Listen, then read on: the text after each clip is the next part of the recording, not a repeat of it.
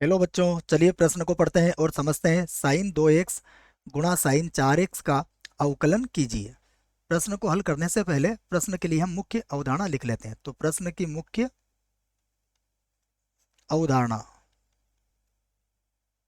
मुख्य अवधारणा में हम प्रश्न से संबंधित कुछ सूत्रों को लिखेंगे, जिसमें पहला सूत्र होगा d बटा डी एक्स साइन एक्स का। साइन एक्स का जो अवकलन होता है वह होता है कॉस एक्स।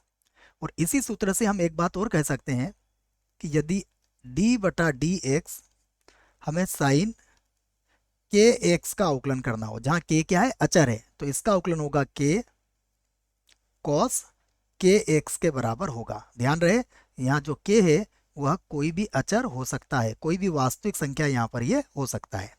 तो यदि साइन के एक्स का अवकलन करोगे तो के कॉस के एक्स हो जाएगा। इसी सूत्र से बनाया गया है। उसके बाद देखिए, ये तो हमारी पहली मुख्य अवधारणा है। अब हम यहाँ पर दूसरी मुख्य अवधारणा भी इस प्रश्न के लिए लिख लेते हैं, जो अवकलन में हम गुणा का सूत्र उपयोग में लेके आएंगे। तो ये मैं ये भी लिख देता हूं, d बटा डी एक्स यू गुणा वी। तो दो फलन अगर हमें दिए गए हैं और उसका हमें अवकलन करना है तो ये होगा u dv बटा डी एक्स प्लस यहाँ होगा v और ये हो जाएगा du बटा डी एक्स। अब जो प्रश्न है उसे मैं y के बराबर मानूंगा और हम उसे हल करेंगे। तो मैं लिख लेता हूं, हमारा जो प्रश्न है उसे मैंने माना ये y के बराबर है। तो y बराबर हो गया साइन 2x और गुणा में है साइन 4x के बराबर। अब हम इसका x के सापेक्ष अवकलन कर देते हैं। तो मैं लिख देता हूं इसी बात को कि x के सापेक्ष अवकलन करने पर x के सापेक्ष इसका अवकलन करेंगे तो ये बनेगा dy बटा dx और ये होगा d बटा dx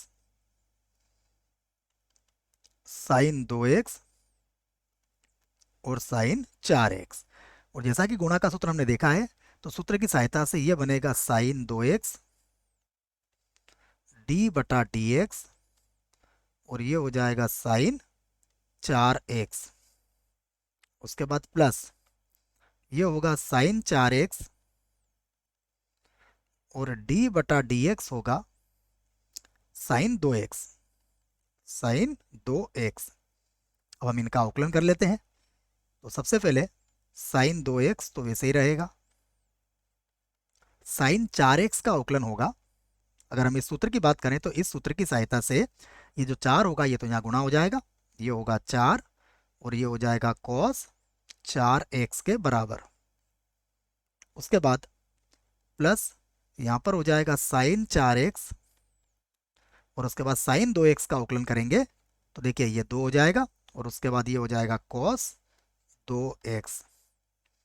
अब हम इसे हल कर लेते हैं। आगे देखो हमें और क्या मिलेगा, तो हम इसको जमा लेते हैं। dy बटा डी बटा डी बराबर यहाँ पर आ जाएगा 4 साइन 2x और कॉस 4x। इसको लिख लेता हूं मैं, ये होगा 4 साइन 2x और ये हो जाएगा कॉस 4x। उसके बाद प्लस यहाँ 2 आ जाएगा आगे और ये हो जाएगा 2 साइन 4x साइन 4x और कॉस हो जाएगा 2x। तो ये हमारे पास बन चुका है। यही हमारे प्रश्न का उत्तर होगा। आशा करता हूं आपको इस प्रश्न का उत्तर समझ में आया होगा। धन्यवाद।